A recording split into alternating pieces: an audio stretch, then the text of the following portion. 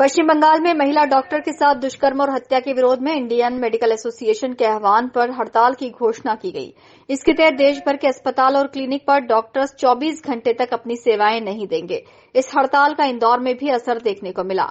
MGM medical college के medical staff, professor, विभाग प्रमुख और मेडिकल इंटर्न ने इस हड़ताल में हिस्सा लिया और नारेबाजी करते हुए दोषी को फांसी की सजा दिए जाने और बंगाल की ममता बनर्जी सरकार को बर्खास्त कर राष्ट्रपति शासन लगाने की मांग की। इस दौरान उन्होंने भविष्य में इस तरह की घटना को रोकने के लिए प्रोटेक्शन एक्ट को लागू करने की भी मांग की है।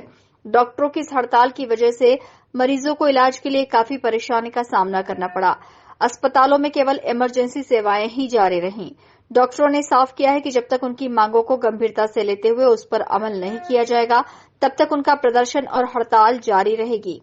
हम ये कहना चाह रहे हैं कि जो घटना हुई है हमारी साथी के साथ वेस्ट बंगाल में, और उसके मतलब इतने क्रूरता के साथ उसका मर्डर कर दिया गया, उसका रेप कर दिया गया, 6-7 घंटों तक ये बताया गया कि सुसाइड है, एविडेंस वगैरह टैम्पर करने की कोशिश करी गई, उसके पेरेंट्स को उसकी बॉडी नहीं देखने दी गई।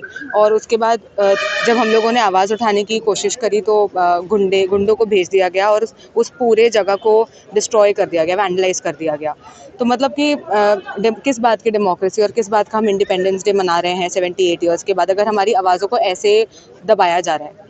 मेन मोटो इस चीज़ का ये है, जो भी जितने भी हो रहे हैं ऑल ओवर इंडिया, उनका ये मोटो है कि एक सेंट्रल लेवल पे एक प्रोटेक्शन एक्ट जारी किया जाए, जो सेंट्रल प्रोटेक्शन एक्ट है डॉक्टर्स के लिए, हमारी बेटी के लिए, हमारी बहनों के लिए।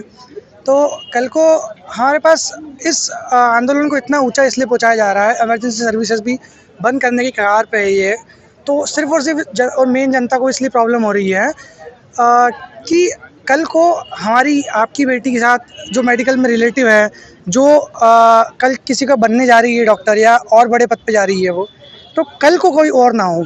मेन मोटो हमारा इस बात पे है, मेन सेंट्रल प्रोटेक्शन एक्ट की मांग हम इसीलिए कर रहे हैं कि कल को ऐसी कोई वारदात ना हो, और आगे भी हम इस चीज को जारी रखेंगे। फिलहाल डॉक्टरों की इस हड़ताल को देखते हुए जिला प्रशासन ने कंसल्टेंट के साथ आयुष डॉक्टरों को तैनात किया था।